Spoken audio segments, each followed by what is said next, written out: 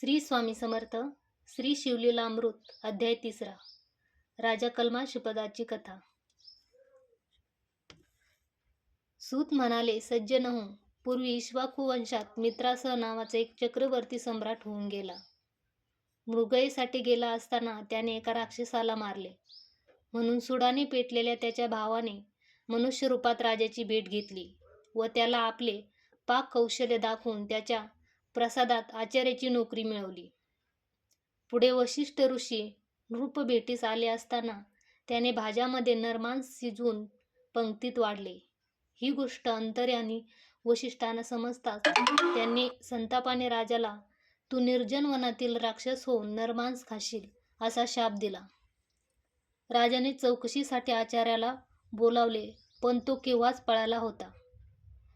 तेव्हा ऋषींनी अकारण शाप दिला म्हणून संतापलेल्या राजाने त्यांना प्रतिशाप देण्यासाठी हातात पाणी घेतले, पण पट्ट राणी मदयंतीने त्याला परावृत्त केले.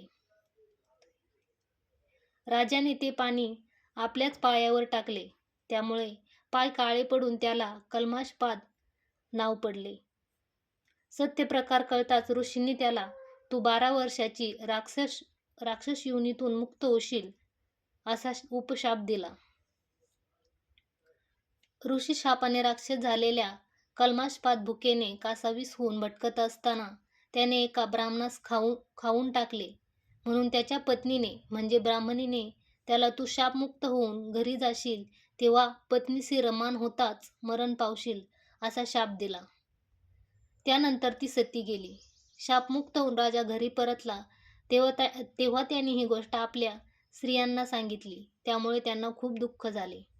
या सर्व घटनांनी बैचेन झालेल्या राजाने गृहत्याग करून वनगमन केले. पुढे गौतमांची भेट झाल्यावर त्यांना स्वतःचे दुःख सांगून यातून सुटका होण्यासाठी काही मार्गदर्शन करावे अशी विनंती केली. तेव्हा गौतम ऋषींनी त्याला श्री क्षेत्र गोकर्ण महाबळेश्वरची पावन कथा सांगितली. त्या क्षेत्राचे महात्म्य विशद करत असताना एक अत्यंत पापिनी स्त्री गोकर्ण क्षेत्री काशी आली. तिला शिवरात्रीस उपोषण, जागरण व पूजन असे घडले आणि त्याच्या पुण्य प्रभावाने ती यमलोकी न जाता शिवलोकी गेली. शिवलोकी कशी गेली त्याविषयीची समग्र हकीकत सांगितली. गौतमांच्या मार्गदर्शनानुसार राजा कल्मशपाद क्षेत्र गोकर्णास गेला व तेथे शिव आराधनेत रममाण होऊन ब्रह्महत्येच्या पापातून मुक्त झाला व अंती शिवलोकी गेला. श्री शिवलीलामृत अध्याय 3 समाप्त. श्री स्वामी समर्थ.